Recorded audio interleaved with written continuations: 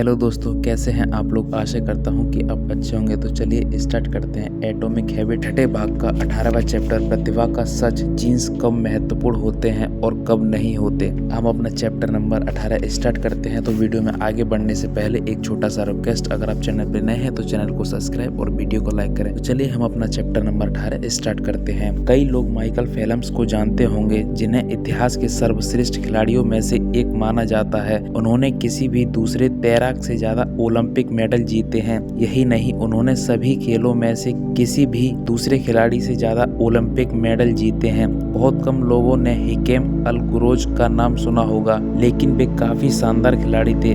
अल गुरैश Morocco के धावक थे, जिन्होंने 2 ओलंपिक स्वर्ण पदक जीते। वे मध्यम दूरी के सर्वकालिक महानतम धावकों में से एक थे। कई वर्षों तक 1 मील, 1500 मीटर और 2000 मीटर की दौड़ों में उनका बनाया विश्व कीर्तिमान कायम रहा।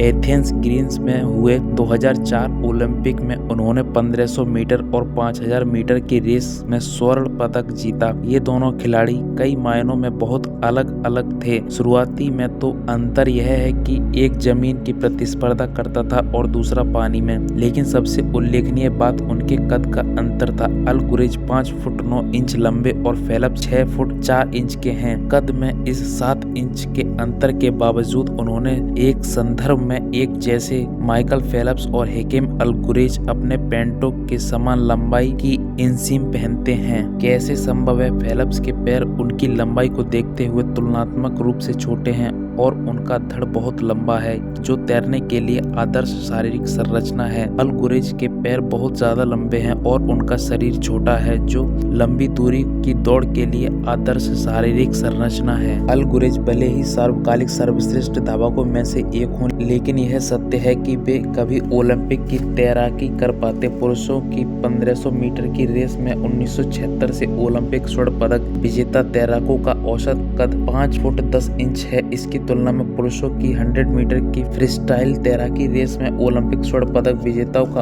औसत कद 6 फुट 4 इंच है। तैराकों का कद लंबा होता है और इनकी पीठ और बाह भी लंबी होती है, जो पानी काटने के लिए आदर्श होती है। इस वजह से स्विमिंग पूल में उतरने से पहले ही अल गुरैश की हार तय थी। इससे हम क्या सीख सकते हैं? इससे हम यह भी सीख सकते हैं कि प्रतिस्पर्धा का सही क्षेत्र चुनना अपनी सफलता की संभावना को अधिकतम करने का रहस्य है। यह आदत बदलने के मामले में भी उतना ही सच है जितना कि खेल और व्यवसाय में। जब आपके आदतन व्यवहार आपके नैसर्गिक रुझानों और योग्यताओं के सामंजस्य में होते हैं, तो उन्हें करना ज्यादा आसान होता है। उनसे चिपके रहने ज्यादा संतुष्टिदायक होता है। स्विमिंग पूल में माइकल फेल्प्स या रेस ट्रैक पर हिकेम अल गुरैश की तरह आप भी एक खेल खेलना चाहते हैं, यह संभावना आपके पक्ष में हो। किसी भी प्रतिस्पर्धा क्षेत्र के शिखर पर रहने वाले लोग सिर्फ अच्छी तरह प्रशिक्षित ही नहीं होते, बल्कि वे उस काम के लिए अच्छी तरह उपयुक्त भी होते हैं। इसलिए अगर आप सचमुच महान बनना चाहते हैं तो ध्यान केंद्रित करने के लिए सही जगह चुनना अत्यंत महत्वपूर्ण होता है।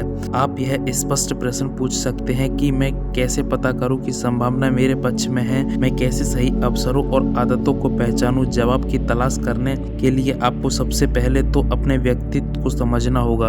आपका व्यक्तित्व आपकी आदतों को किस तरह प्रभावित करता है? आपके जीन्स आपकी आदतों के सतह के नीचे काम कर रहे हैं। दरअसल वे हर व्यवहार की सतह के नीचे काम कर रहे हैं। यह प्रमाणित हो चुका है कि जीन्स हर चीज को प्रभावित करते हैं। टीवी देखने के घंटों की संख्या से लेकर आपकी शादी करने या तलाक लेने की संभावना और नशे, शराब और निकोटीन की लत तक की आशंका तक, आपकी काफी शक्तिशाली आनुवंशिक संरचना ही यह तय करती है कि सत्ता के सामने आप कितने आज्ञाकारी या विद्रोही होते हैं। आप तनावपूर्ण घटनाओं के प्रति कितने संवेदनशील या प्रतिरोधी होते हैं। आप में कितने प्रोएक्टिव और प्रतिक्रियाशील होने की प्रवृत्ति होती है। कुल मिलाकर आनुवंशिक गुणों का आपका अनूठा समूह आप में एक खास व्यक्तित्व के प्रति रुझान बनाता है। आपका व्यक्तित्व उन विशेषताओं का समूह है जो हर स्थिति से संगत व्यक्तित्व। सबसे आजमाए हुए वैज्ञानिक विश्लेषण को बड़े 5 कहा जाता है, जो उन्हें व्यवहार के 5 स्पेक्ट्रम में तोड़ता है। पहला,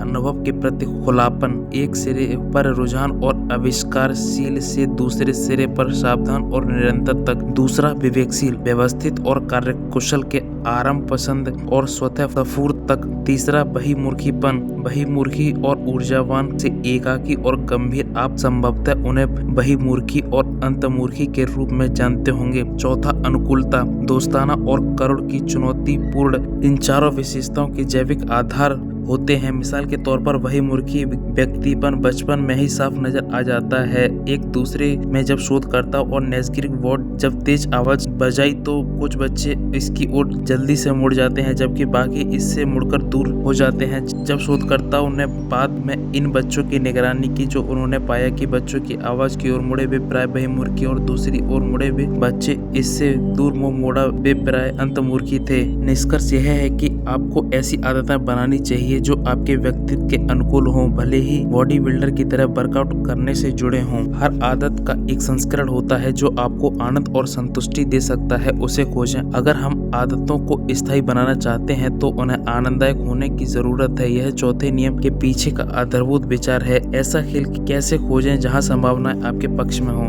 प्रेरणा को कायम रखने और सफल महसूस करने के लिए यह अत्यंत महत्वपूर्ण है कि आप उस खेल को खेलना सीख लें जहां संभावनाएं आपके पक्ष में हों। सिद्धांततः आप किसी भी चीज का आनंद ले सकते हैं, लेकिन व्यवहारिक दृष्टि से आपको उन चीजों में ही आनंद आता है जो आपके लिए आसान होंगी। जो लोग किसी क्षेत्र में गुणी होते हैं उनमें उस क्षेत्र में ज्यादा सक्षम होने की प्रवृत्ति होती है और फिर अच्छे काम के लिए उनकी प्रशंसा होती है। वे इसलिए ऊर्जावान बने रहते हैं क्योंकि वे वहां प्रगति कर रहे हैं जहां दूसरे लोग असफल हुए हैं, और इसलिए भी क्योंकि इस वजह से उन्हें बेहतर वेतन और ज्यादा बड़े अवसरों में पुरस्कार मिलता है, जिससे वे न सिर्फ खुश होते हैं बल्कि ज्यादा गुणवत्ता वाला काम करने वाली भी प्रेरित होते हैं। यह एक अच्छा चक्र है। सही आदत को चुन लेंगे तो प्रगति आसान होगी, गलत आदत को चुनेंगे तो जीवन संघर्ष बन जाएगा। सही आदत कैसे चुनें, इसका पहला कदम हम तीसरे नियम में बता चुके हैं, इसे आसान बनाएं। कई मामलों में जब लोग आदत को गलत चुन लेते हैं तो इसका सिर्फ यह मतलब होता है कि उन्होंने काफी मुश्किल आदत को चुन लिया है। जब कोई आदत आसान होती है तो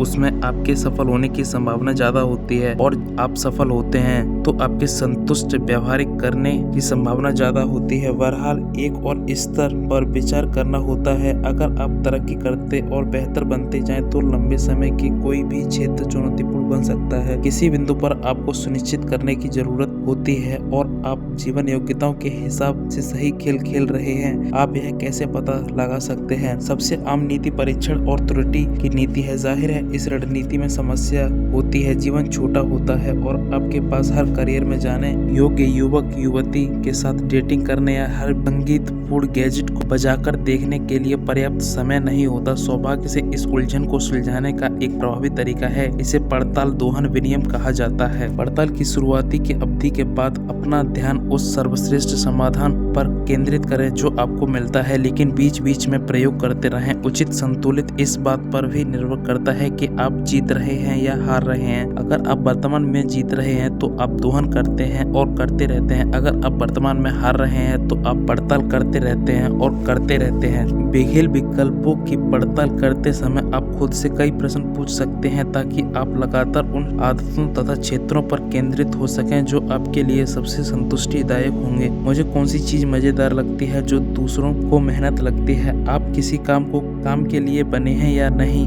उसकी कसौटी यह नहीं है कि आप उसमें प्रेम करते हैं या नहीं। कसौटी तो यह है कि आप उस काम के दर्द बाकी लोगों से ज्यादा आसानी से झेल सकते हैं। अगर आप बेहतर बन के जीत सकते हैं तो आप अलग बनकर भी जीत सकते हैं। अपनी योग्यताओं का मिश्रण करके आप प्रतिस्पर्धा को कम कर सकते हैं, जिससे अलग हटकर देखना ज्यादा आसान होता है। आप नियमों को दोबारा लेकर आनुवंशिक लाभ या वर्षों के अभ्यास की जरूरत या शॉर्टकट खोज सकते हैं। अच्छा खिलाड़ी उस खेल में जीतने की कड़ी मेहनत कोशिश करता है जिसे हर व्यक्ति खेल रहा है। बेहतरीन खिलाड़ी एक नया खेल बनाता है जो उसकी शक्तियों के अनुकूल होता है और जहां उसकी कमजोरियां मायने नहीं रखती। आपके जीन्स का अधिकतम लाभ कैसे लें? हमारे जीन्स कड़ी मेहनत की आवश्यकता को खत्म नहीं करते, इसे स्पष्ट करते हैं। वे हमें बताते हैं कि हमें किस क्षेत्र में कड़ी मेहनत करनी चाहिए। जब हमें अपनी शक्तियों का एहसास हो जाता है तो हम जान लेते हैं कि हम अपने समय और ऊर्जा को कहाँ खर्च कर रहे हैं। हम जान जाते हैं कि किस तरह के अवसरों की तलाश करें और किस तरह की चुनौतियों से बचें। हम अपने स्वभाव को जितनी अच्छी तरह समझ लेते हैं, हम उतनी ही बेहतर रणनीति बना सकते हैं। जैविक विभिन्नताओं मायने नहीं रखती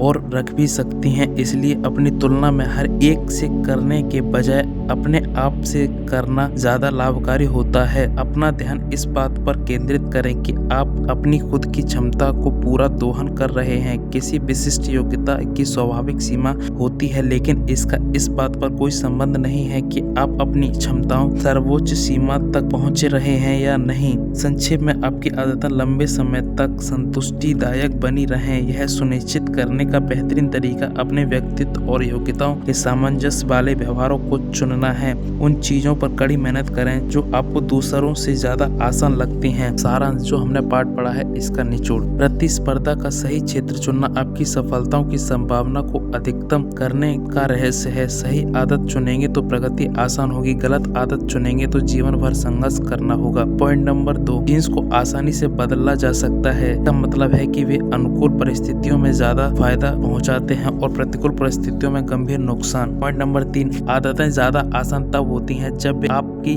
नैसर्गिक योग्यताओं से मेल खाती हों। ऐसी आदतें चुनें जो आपके लिए सर्वश्रेष्ठ रूप से उपयुक्त हों। पॉइंट नंबर 4, जब खेल खेलें तो आपकी शक्तियों के पक्ष में हो, ऐसा खेल खेलें। अगर आपको अपनी शक्तियों के अनुकूल खेल नहीं मिले तो उसे बना लें। पॉइंट नंबर 5, जीन्स कड़ी मेहनत की आवश्यकता को खत्म नहीं करते, वे इसे स्पष्ट करते हैं। वे हमें बताते हैं कि किस चीज में कड़ी मेहनत करनी है। गोल्डीलॉक का नियम जीवन और कामकाज से कैसे प्रेरित बने रहें, तो इसको हम पढ़ेंगे चैप्टर नंबर 19 में, यानी कि कल। तब तक के लिए bye, goodbye, take care. और जाते जाते चैनल को सब्सक्राइब, वीडियो को लाइक करना ना भूलें। Thank you, bye.